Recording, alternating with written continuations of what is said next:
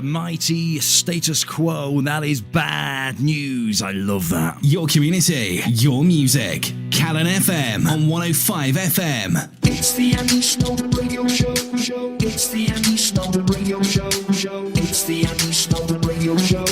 It's the Andy Snowden Radio Show.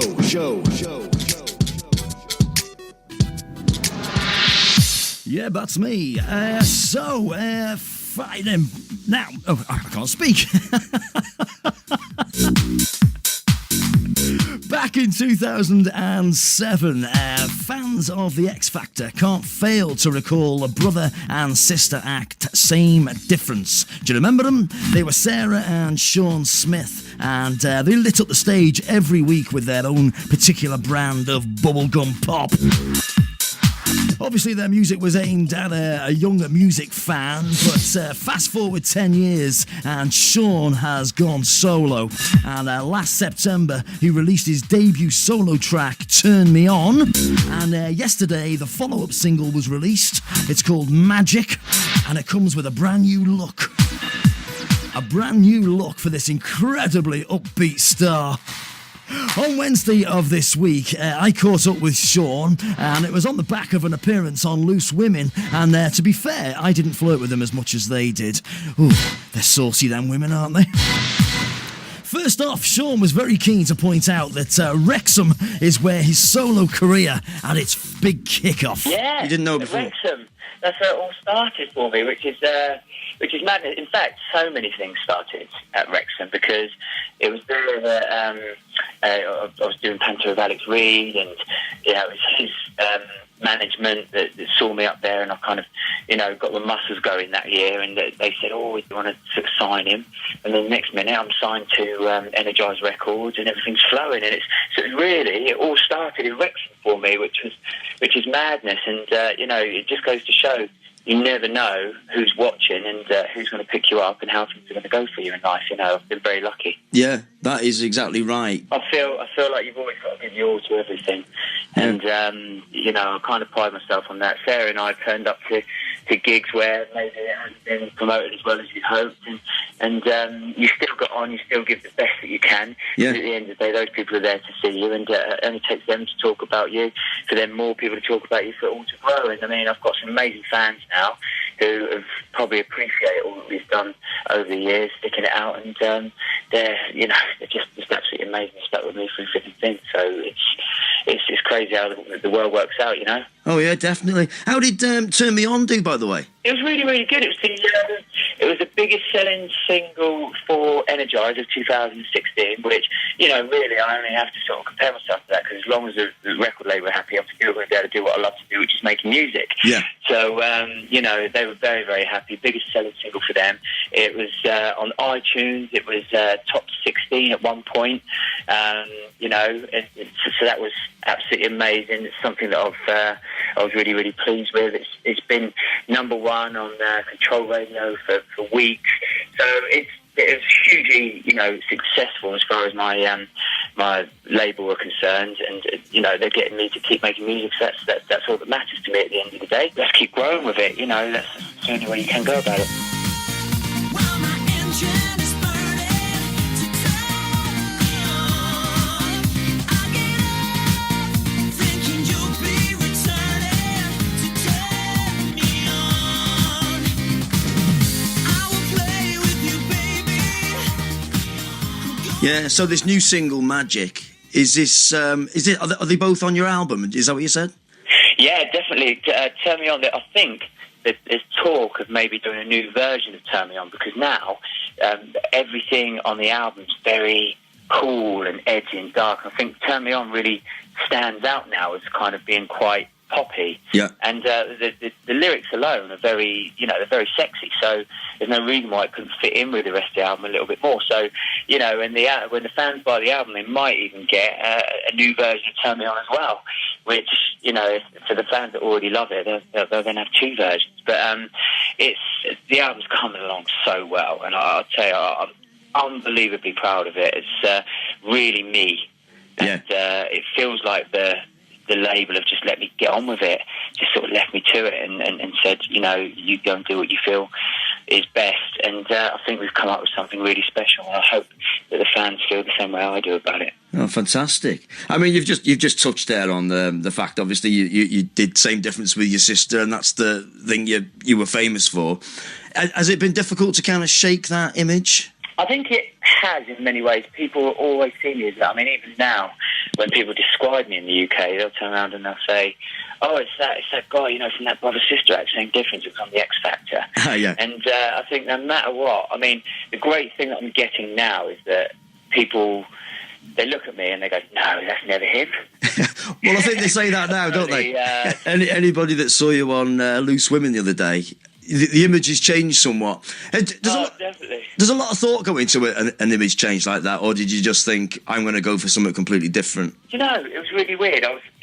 Most of me is like that new image already. I obviously just had dark hair. Yeah. But it was, I was looking for a haircut for the new video, thinking I want to do something a little bit cool, and I want to make sure that it's in line with everything that's up to date. And I was looking on Pinterest at all the new sort of gents haircuts for 2017, and number one was this blonde guy, and it was like this sort of like silvery grey colour, and he had a bit of beard, and I thought he looked really cool. Yeah. And I thought, wow, I don't know, that might suit me, you know. And I think both my manager and the label were sort of sceptical, but in the end they said, no, I can see your idea. If it works, it could be genius. And it seems to be getting received relatively well, and it's definitely a massive difference from my Same Difference days. Yeah. So, and that's what we need at the end of the day. If I came out just a sort of, you know, older version of my Same Difference self, I don't know that it would make... Well, I certainly wouldn't have got on Loose Women, put it that way. Yeah. So they seemed to really like me on there, and I was overjoyed about that. Yeah, I was going to say, they really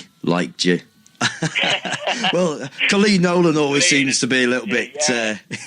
anyone looks a little bit hunky, she's into it, but... I know, yeah. It felt like a bit of a rabbit in the headlights, because I haven't done, a huge TV interview like that in some years, and it was a bit of a shock to the system. I think back in the day when we were on the X Factor, we were doing them constantly, you just get used to it. Yeah. But where I've just been normal Sean, sort of like working hard on my album, but just keeping my head down, to all of a sudden being fussed in the limelight like that, it was a bit of a shock, you know, after all these years. Yeah. For anybody that doesn't know, it reminded me, your image now, it reminded me of, do you remember when Robbie Williams left Take That? Wow, I love that. So do you remember though? And he just went, I'm going to bleach blonde my hair, and did a strange thing with his teeth. He actually blacked one of his teeth out. I wouldn't go that far with you, but no. But it just reminded me of that. You look just like him, actually.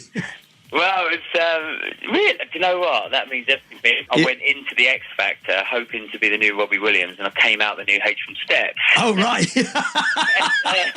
That was one of the quotes that kept getting picked up and used, and I meant nothing bad to H from Steps, but it really was. I mean, I went in thinking that I was going to be this solo artist that was deemed as cool, and I was going to have, you know, my own, you know, I was going to end up playing Nebworth. That was my dream. Yeah. Well, you know. Just still happen. Things go so differently, don't they? Yeah. Let me ask you about, because you toured with songs from the musicals, is that right? Like a West End thing? Yeah, I've done quite a few actually. One of them was That's Entertainment. That was a massive UK tour last year. Yeah. And I absolutely loved that. It was real tough work because I had to do all the driving on top of all the shows. But it was on tour with amazing people like Jane McDonald, The Overtones, Ruthie Henshaw. You know, it was a real credible thing to do, and I've gained a hell of a lot of fans off the back of that, and it made a massive difference to me. Another one is with a friend of yours, Michael Jenkins. Oh yeah. He's an amazing guy, and I've met him in pantomime, and he's a massive star around your area in particular, and he's started a new company called West End Story, and it was the most awe-inspiring thing I've ever done, because it was an amazing live band, and we all got to sing the songs that we love from the musicals. So, did you do Bidoy? Am I making that up? That's right. No, you're right. Yeah, that was the show, and it seemed to get a lot of love when I posted it online, and it was really an awe-inspiring thing for me, because playing with a live band, you don't get to do it very often. A lot of things are tracked nowadays. Yeah. So there was real musicianship involved, and there was an amazing musical director, again, that's from your area, called Jonathan Clayton. Right. I think he did an incredible job. And the whole show was spectacular from start to finish. Some great entertainers in it.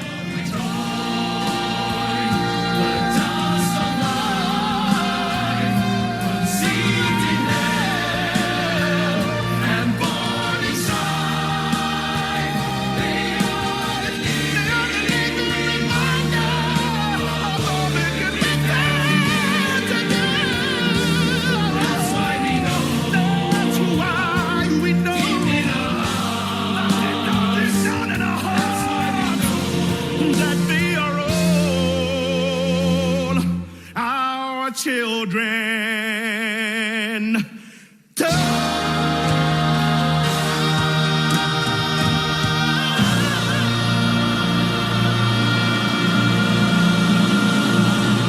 So if you can get your tonsils around Bouidoy, have you ever considered doing like an ELO sort of rock aria?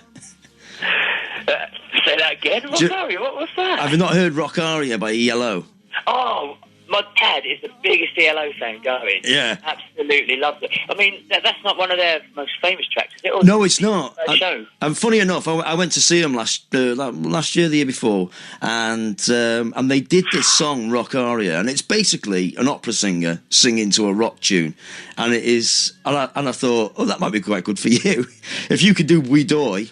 Then you know. You never know. I mean, Jeff Lynne is a hero of mine. He's an absolute legend, and so most of his stuff is just incredible. And I've been to see ELO Experience a few times, purely because my dad loves it so much as well.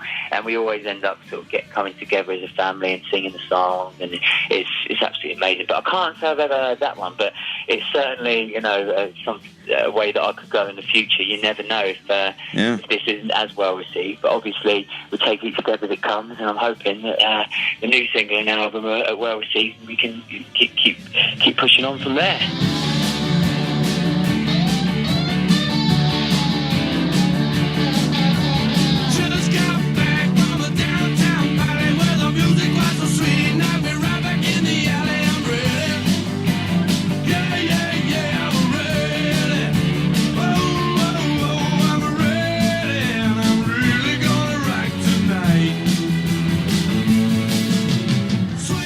Celebrity Big Brother's coming up. Have you ever been asked to do Celebrity Big Brother or I'm a Celebrity or any of them things? And would you?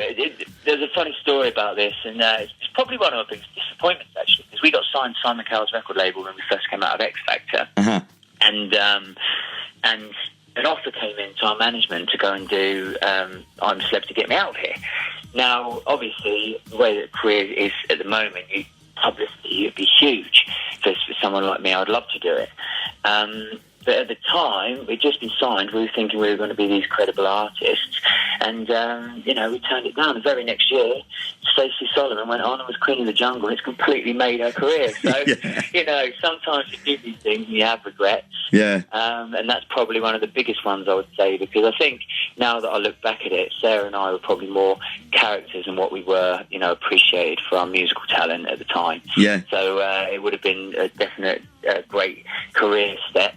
But, it's just one of those things that, you kind of have to stand by your decisions and have no regrets. But if it came up now, it would certainly be something that I would consider. But, it's one of those things where you kind of go, I've seen what they do to some of them. They rip them apart, don't they? And I'm kind of like, with things going so well, why would I put myself under that sort of scrutiny? But, it's something that would have to be seriously considered so that people get to see the real me. And I really think that, I'm your sort of average guy. I think sometimes when you're on those shows, you've got to be a little bit controversial to sort of make the TV for people to love you too. So it could go either way. You just never know. Yeah, absolutely.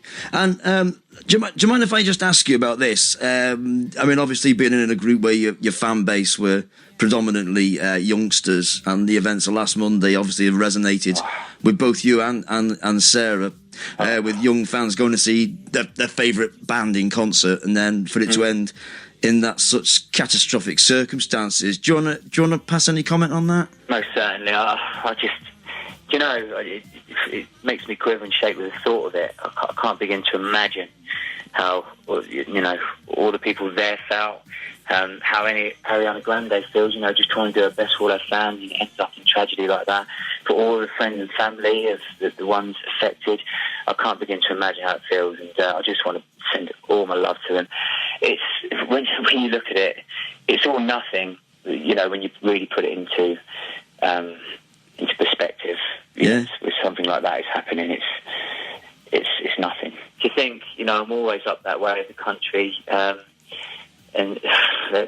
you know, I love the people there, and it's just heart-wrenching for everybody, I think. You know, so much love for all of you guys, and I really appreciate you having me on. As I said, you know, with everything that's happening, you know, love is out there. Spread love to all the world. I think we need to do that for all of us, and stay strong, every single one of us. Sean, you're a top man. Cheers, Andy. Take it easy, buddy. Cheers for that, Andy. All the best. Not a believer, never follow all the prophets and the better life they promise. Some fall for illusion, follow rainbows. It's all blindness and confusion after all. Well, I've tried and I've tried and I've tried and I just can't see. But you make me feel that I wanna believe in magic. And you make me feel there's a light shining in the darkness. I can see what I never thought I could see. I can feel that it's real and it's gotta be you. You make me believe in magic. Oh, you've got me thinking of summer, when the icy cold of winter grips the city. You turn a bad day to a good day. Then you wave your hand and everything seems better. Oh, well, I've tried and I've tried and I've tried and I just can't do it alone. But you make me feel that I wanna believe in magic. And you make me feel there's a light shining in the darkness. I can see what I never thought I could see. I can feel that it's real and it's gotta be you. You make me believe in magic. Oh, and I wanna believe in something. Girl, I need to believe in something. And if I could believe in one thing, it's you make me feel. Oh, you make me feel. Oh, but you make me feel that I wanna believe in magic. And you make me feel there's a light shining in the darkness. Oh, I can see what I never thought I could see. I can feel that it's real and it's gotta be you. You make me believe in magic. Oh.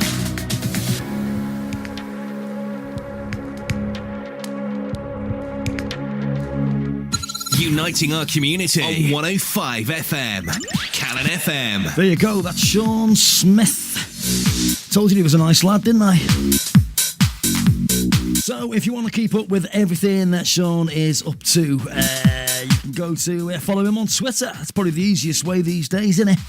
On Twitter, you can follow him on Sean Smith Solo or at Sean Smith Magic. And to download that brand new track, Magic, I think the best thing to do is just to go to his webpage. It's www.seansmithsolo.com.